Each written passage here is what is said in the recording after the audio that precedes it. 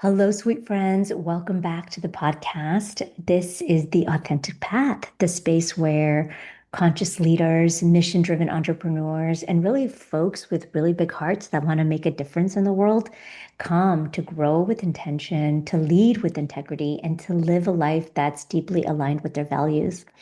And today's episode is also sort of in the spirit of my birthday. So if you heard the last episode on the winter solstice, you know that my birthday was on December 20th. And I think it's sort of fun that my birthday tends to fall at the end of the year because every year, without fail, I sort of spend the time doing what I love to do, which is reflecting on my life, my leadership, my growth, my mistakes, what I've learned, all of those things to help me expand into who I want to become in the years to come. We all do that around our birthdays. I mean, most people do. And I just feel so lucky because mine happens to also align with the end of the year.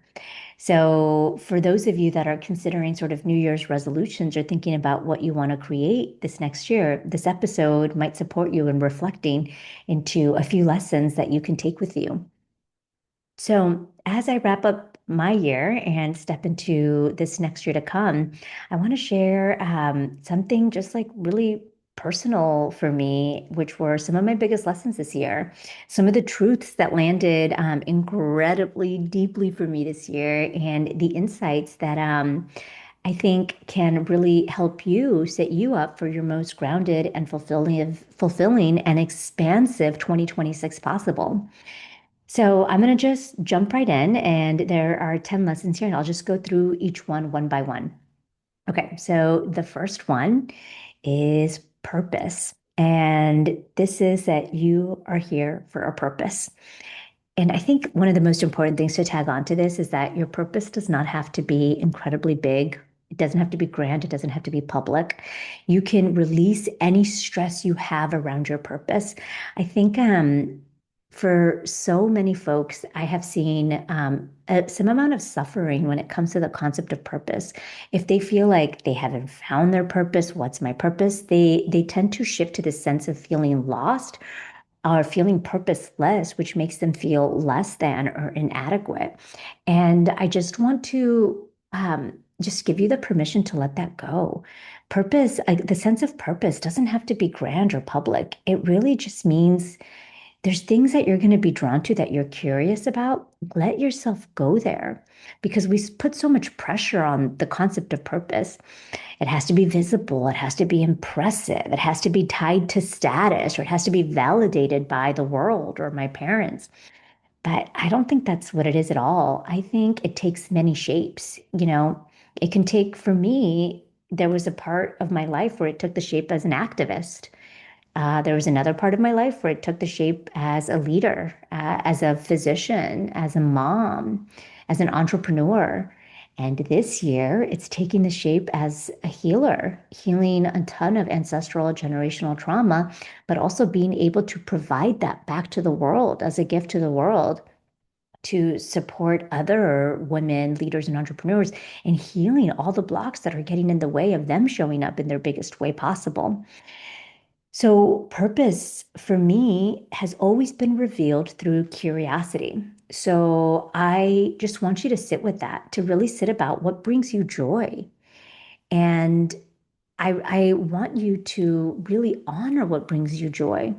Because what I have seen is when somebody is burning out is they have lost what it is that has brought them joy, or they have they've sort of abandoned who they are, abandoned what they need, and started trying to act from a place of pleasing other people.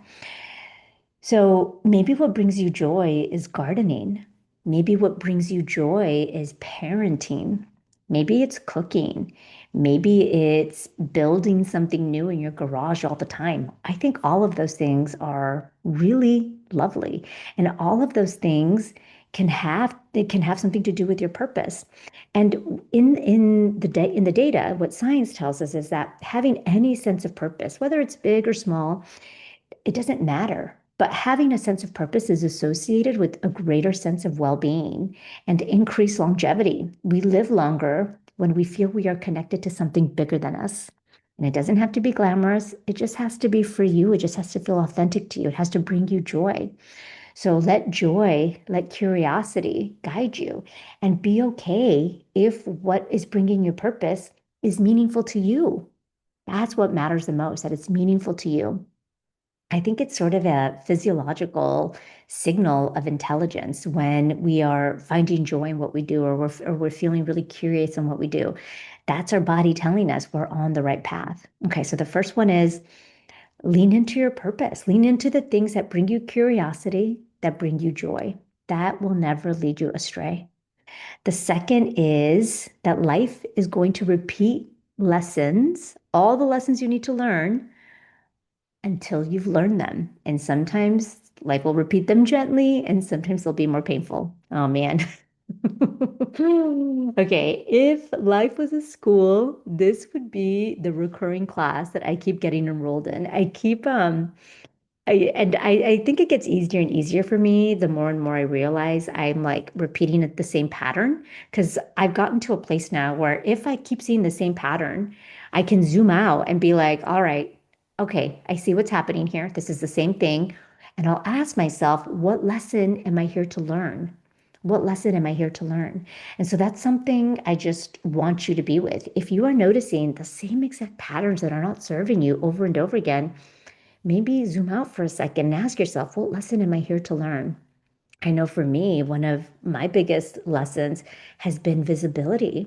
Every year, I have been invited to be seen in bigger ways, in deeper ways. I got to speak on a stage this year with 2,000 people in the audience, and that was pretty terrifying. It was a type of stage where there's all these lights on you, so it just looks really bright when you're looking out at the audience.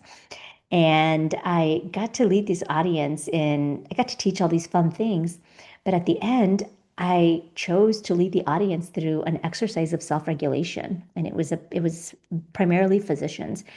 And I had them all stand up to do this. And I remember like looking out, watching them all doing this together. I noticed, whoa, everybody's following along. People are so engaged.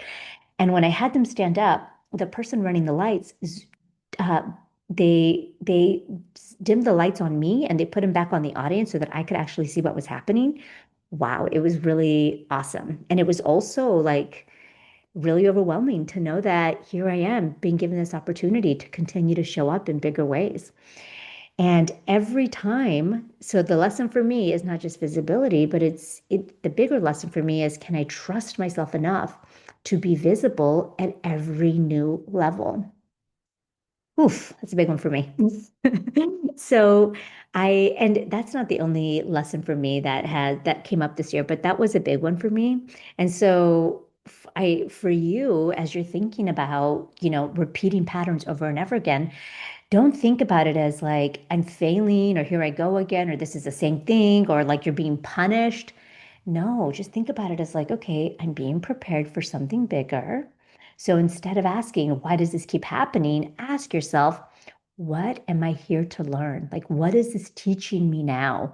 Oh my gosh, I'll tell you, as soon as I started asking that question, I started feeling so liberated from the pain, because what would happen before that question is, gosh, I can't believe this is happening again. And then I would get sunk into just like feelings that weren't helpful, fear, sadness, disappointment, inadequacy.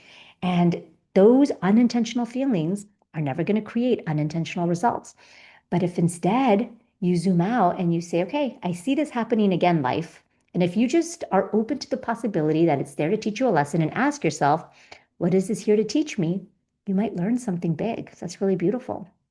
Okay, so that's the second one. The third one is, every thought you have is a construct. Thoughts are not true. Okay. Thoughts are thoughts. Thoughts are subjective. Thoughts are what you make things mean. So why not choose the thoughts that serve you? I have made it my mission this year to teach as many people as possible, as many leaders, as many entrepreneurs, as many physicians, everybody I work with, to remind them that they are not their thinking brain, that you are not your thinking brain, which means you are not your thoughts. And you can start seeing your thoughts as subjective, as something that is being made up. And if that's true, well, why not choose a thought that's actually going to serve me? I used to believe that thoughts were facts. Thoughts like, I should be further along. I'm not doing enough. Maybe I should just quit. But the science is clear that our brain offers us predictions that are going to keep us from taking a lot of effort because the brain wants to do its best to constrain effort and keep us safe. So keep us safe from failing, keep us safe from trying something different. And what the brain is offering us, those predictions, that's not reality. Those are thoughts. And I'll tell you, every time I did something new or different, I rebranded my business. I changed the title of the podcast. I raised my prices. I redesigned an offer. Anything I did in my business itself, all the old stuff would pop up. All the old thoughts would pop up. The difference now is that I can observe them and say, okay, I see you showing up for me, thought, without making that thought true. So when you observe the thought, you can notice it without engaging in it, without allowing the thought to then be like, oh my gosh, it's true. I'm going to fail. And then allowing myself to feel the disappointment and then take actions from the disappointment, which inevitably leads to me like slowly starting to quit or starting to not show up as my best. Because any actions you take from an unintentional thought or an unintentional feeling is always going to give you an unintentional result.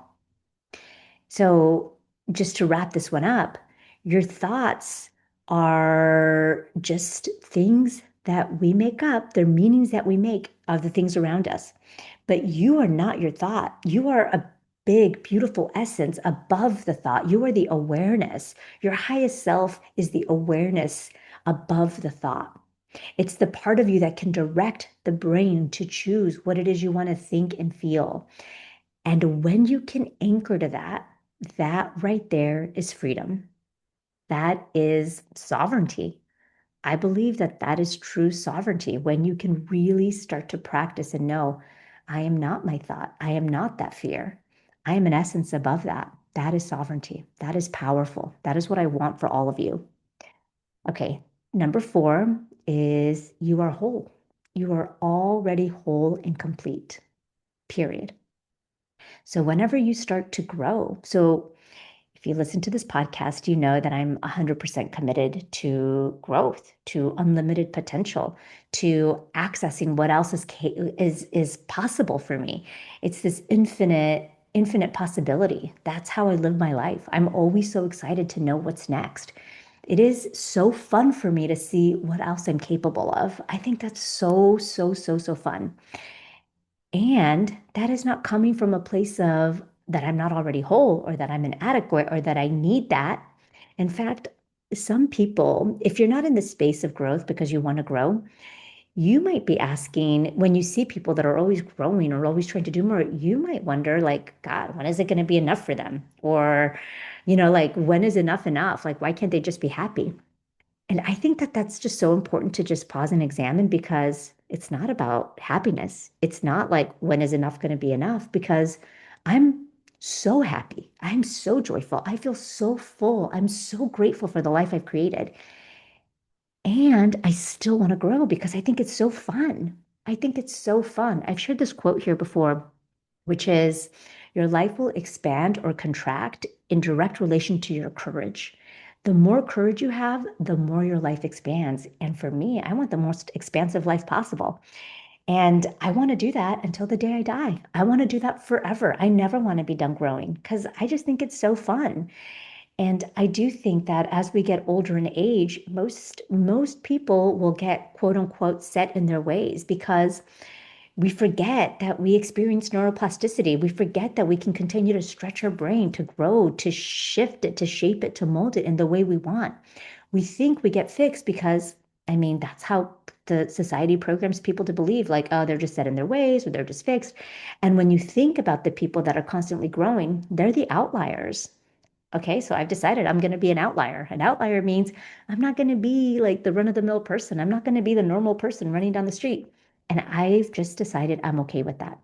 I'm okay with not being the middle of the road. I'm okay with being an outlier. And so, and I want all of you, like, if that is something that you're choosing to know that you can do that from a place of being whole and complete. Because I think that's the most important thing here. There's so many narratives underneath this one. As I think about gosh, just the I'm so grateful for the life I've lived. I was reflecting today on how I didn't grow up with very much. I'm a daughter of immigrants, and gosh, my family is incredible, amazing, love them so much. I come from this long ancestral line of Mexicans and Salvadorians, and at least in this lifetime. And the life I had was amazing and it was incredibly humble. In fact, the reason why I was reflecting on this is because I tend to shop for myself, like clothing, about once a year. I don't really love to shop. I don't find it fun. In fact, I think for me, it doesn't bring me joy. I kind of feel like it's a waste of time, so I don't enjoy doing it. And so I do it because I want to look nice because I love looking lovely and beautiful. Um, but I don't really love shopping. So I shop once a year. And I've always done that. And when I was reflecting, I was like, where did I learn that I should only shop once a year? Where did that come from? And I was like, oh yeah, I remember because the only time we would shop when we were growing up was when we were going back to school. And I remember because I remember we'd go try all this clothes on. We'd go to Kmart. I don't even know if Kmart's exist anymore, but it was like the cheaper version of Walmart. So we'd go to Kmart's and we would try on all this clothes and we couldn't afford it. So my mom would put it all on layaway. So we'd go at the very beginning of the summer, she'd put it on layaway and we'd come back and we'd make payments. And I remember walking with her to the back of the Kmart where she would make payments for the clothes. And then we got our clothes for the beginning of the school year. And we would only do it once a year. We wouldn't shop for clothes any other time. And even that was a big luxury because usually we'd get our clothes from our cousins or siblings or whatever. And so I was reflecting, I was like, huh, is that a pattern that I want to keep? I'm like, actually, yeah, because it's awesome. I shop once a year. I only shop when there's sales. I don't really love like the process of doing it. So why would I shop any other time? It doesn't bring me joy. So yeah, I really love that. And I think the reason why I bring that up now, it feels like that was kind of a tangent here, but I bring that up because depending on how you were raised, what you learned, the programming that you learned, as you start to undo your programming, as you start to let all of that stuff go and decide to become the most authentic version of you and do the things you want to do because you want to do them, not because you were taught them or not because, well, that's the way it is. The more you do that, the more you will realize that I'm doing this because I want to do this, because I love myself, because I just want to be the most authentic version. And the more you heal and the more you get to know yourself, the more beautiful that process is. And it's not a process of fixing yourself. It is a process of remembering who the most beautiful, whole, authentic version of you is. So growth is not becoming like a fixed version of you. It's about letting go of the stuff that doesn't serve you anymore and really opening up to what else is possible. So I just think that's really beautiful. Okay, number five. Number five is you have agency. You always have agency. This might feel controversial because what I'm going to add to this is even when you don't think you have control, you still have agency. This one I think is really important. If you were to look at just the things that have shaped me in life, I have this strong sense of self-determination where I am in control of my life for many reasons. And if you are a student of astrology, you will see that a lot of my chart will paint the picture of self-determination. And this concept of agency or self-determination has shaped my personal relationships, the way I've led, the way I've built my business, and even the way I have responded to the stuff life has thrown my way. So I think what's important to name here is you cannot control systems. There's going to be oppressive systems that exist. Not even there's systems, whether they're oppressive or not, there's systems that exist. You can't control systems. You cannot control people. You can't control other people, the way other people are going to respond. But one thing you can always do is you can always have agency to choose how you will choose to respond. I've shared this quote before, but there's that really famous Viktor Frankl quote. Well, the quote is attributed to him. Who knows who actually said it? But the quote is between stimulus and response, there is a space. in that space is your power to choose your response. And in your response lies your freedom, lies your joy and your freedom. So between stimulus and response, so between whatever event life throws your way and how you choose to respond, there's a space for you to pause and decide, how do I want to think about this? How do I want to feel about this before you choose to respond? That is your freedom. That is your agency. There's that song, oh, one of my favorite songs by Bob Marley. I think it's called Redemption Song, maybe. But the line in the song that I love so much is emancipate yourself from mental slavery. None but ourselves can set us free. Emancipate yourself from mental slavery. I think this comes back to you always having agency. The more you know that the things that are keeping you out of your sense of agency are programs, they're stories. It's the story that you don't have control, that someone else is going to come and do this for you, or that you have to do this because of they say this or because of this, or they're going to get mad or angry. All of that is giving away your agency. So you always have agency. There have been many, many, many, many things out of my control. As a 5 foot tall, brown female Latina, there have been many things out of my control. Many things I experienced that were not ideal growing up as a child of immigrants, experiencing so much financial trauma. There are just so many things out of my control. And none of that defines me. And none of that has to define you either. You get to just be defined by what is in your control, by your agency. That is what creates massive impact. Agency is not pretending that hard things don't exist. It's not pretending like everything is great willy-nilly. No, it's reclaiming the power that you have to choose your next move. So you always have agency. All right. And in the moments that you think you don't, like if you're doing something that you don't love to do and you catch yourself saying, I have to, I really love this trick of the words. I no longer, for very many years, I think, geez, I don't know, almost 8 years, I have stopped saying I have to do anything. And now what we say in my house, because I say this to my kids, is, oh, you get to, hey, guess what? You get to practice the guitar today. Hey, guess what? You get to unload the dishwasher. We say get to for everything instead of have to. Have to for me feels like I'm giving away my agency to something. Why do I have to? Who's making me? Nobody. I get to empty the dishwasher because I want to load the dishwasher with the dirty dishes. So that's awesome. I get to work at that facility that's under-resourced. This is a big one where I had to shift my mindset. I used to work at this place that was under-resourced. It was an emergency department and the operations were not great. The nurse culture wasn't great. And I remember feeling like this, oh man, it was the sense of like, oh, why do I have to work here? And then I was like, hold on a second. I don't have to if I don't want to. Why am I working here? And then I chose it. I actively chose it. It's another trick for you. You can actively choose every part of your life. So I said to myself, oh, I'm working here because I love working with this patient population. I'm choosing to work here because I love this patient population. That's why I work here. I want to work in I want to work with under-resourced communities. And sometimes that means working in under-resourced facilities. That's not always easy, but that's what I'm choosing to do. So it's not pretending things are not hard, but it's reclaiming the fact that you have choice, you have agency, you have the power to choose your next move. Number six is sort of aligned with number five, which is number six, no one is coming to save you. And I actually think that's incredibly liberating. No one is coming to save you. I remember I had this client, oh gosh, brilliant woman. And she was on her journey of coming home to herself, like many of my clients are. And we got to this point where she was like, wait a second, that means that the only person to make the decision is me. And even though I don't know, but the truth is nobody really knows what's best. So I have to just make the decision with the knowledge that I have now.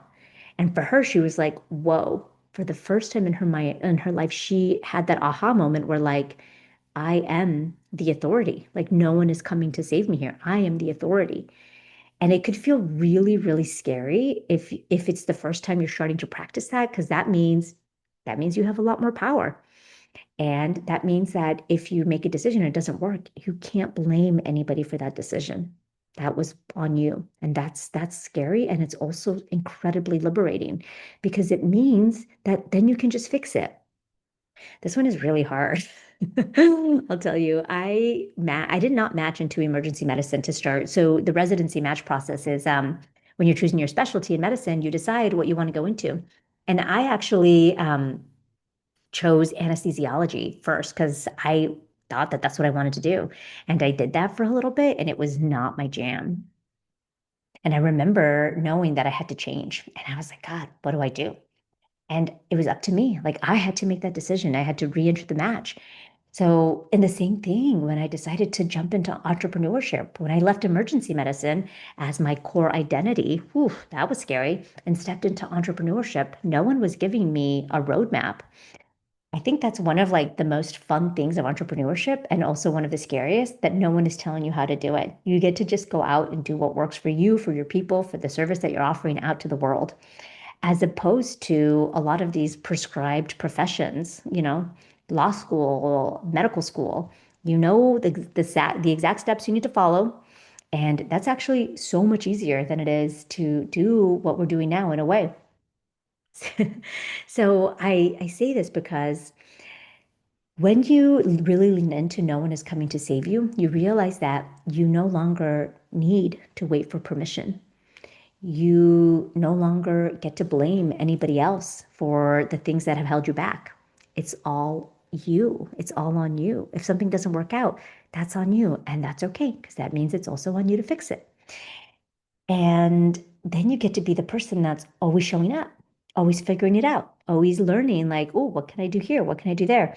And there's a really beautiful nuance here that I'm just going to name, which is even though no one is coming to save you, you are incredibly supported.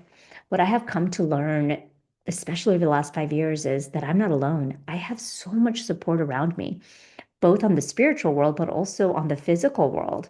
On the spiritual world, I am supported by generations and generations of people that have come before me, my ancestors that walk alongside me, that are always protecting me and guiding me by Mother Earth, by the planets, by the spirits all around me. It's incredibly supportive to remember that you, even though no one is coming to save you, you are protected. You're guided, you're protected, you're supported.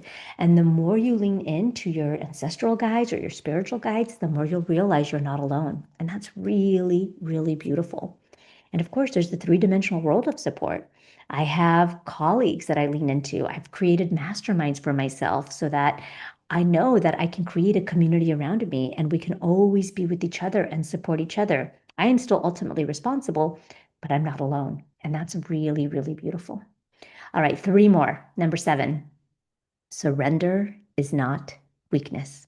Surrender is not weakness. So I think my this is probably one of the most important things. I think the biggest act, the most courageous act is the act of surrender. The most courageous act of a spiritual warrior, which is what I sort of consider myself, is the act of surrender. It's not the act of surrender is not necessarily weakness. You think about like surrendering in war, but that's not what it is. Surrendering means you get to choose alignment, you get to choose ease over all of the other stuff that feels harder. You get to trust. Surrender actually means trust. Surrendering means trust or being open to knowing that it's going to work out. That can be really scary for a lot of folks that want to just latch on to try to force things to work. But when you can release that and you can be like, okay, I trust that it's going to work out. I do my part. This isn't like magical thinking or wishing. No, I show up every day. I do the work. I do my part. And I trust that things are going to work out, which means that I no longer do things that don't feel in alignment. Like I don't create offers, podcast episodes, emails, anything that feels like it doesn't align with who I am.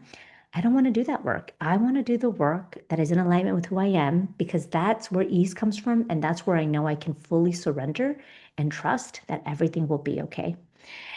On a psychological, in the literature, in the psychology research, it shows that acceptance, the practice of acceptance, not resistance, but acceptance decreases stress and increases well being.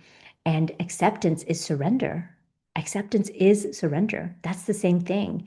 I don't know if you've ever heard me say this, but there's a really famous quote by Carl Jung that says, what you resist will persist. What you accept will move through. Acceptance is surrender, and surrender is the biggest act of courage. So beautiful.